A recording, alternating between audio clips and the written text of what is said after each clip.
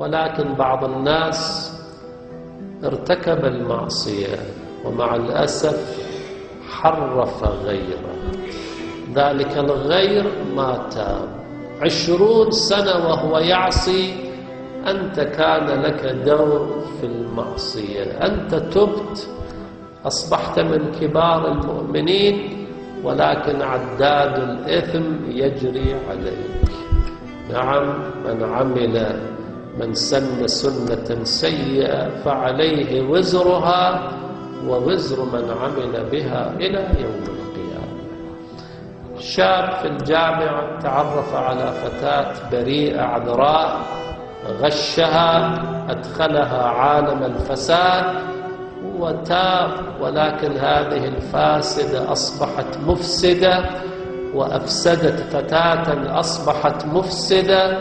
انظروا إلى الجانب الهرمي، بعد عشرات السنين مئات الناس انحرفوا بفعلك أنت أيها الشاب. أنت تبت، ولكن ماذا تعمل بهذه التبعات؟ تستجير بالله من الخزي يوم القيامة. يوم القيامة عالم المفاجآت، يأتي الإنسان ويعطى 100 زنية.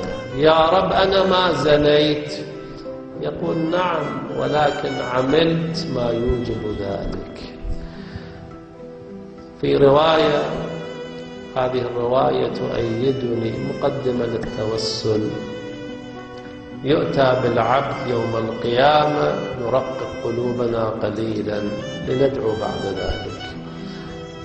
يؤتى بالعبد يوم القيامة ويعطى قارورة شبه المحجمة، زجاج المحجمة أنبوب اختبار صغير، يقال هذا سهمك من دم فلان، فلان قتل، أنت القاتل، سهمك من دمه بمقدار قارورة صغيرة.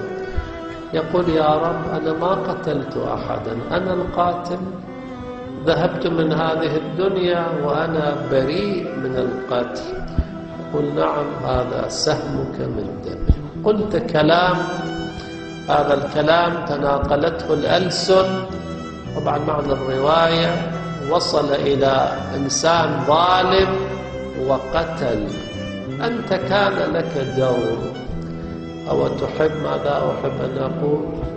أب يشتري تلفاز، يأتي بالإنترنت السريع إلى بيته، يسلطها على عائلته، غرفة مغلقة، شاب مراهق، الفضائية في جانب، الإنترنت في جانب، نعم في جوف الليل ينظر إلى ما ينظر، يرتكب الحرام مع نفسه أو مع غيره.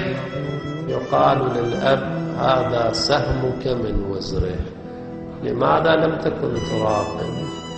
لماذا ألقيت ابنك في اليم مكتوفا وقلت له إياك أن تبتل بالماء؟ طفل صغير تعطيه سكينة يلعب بها فيجرح بها نفسه. نعم، قلنا مفاجآت يوم القيامة. يؤتى بأصحاب الليل وفي أعناقهم هذه الأوزار التي لم تخطر ببال.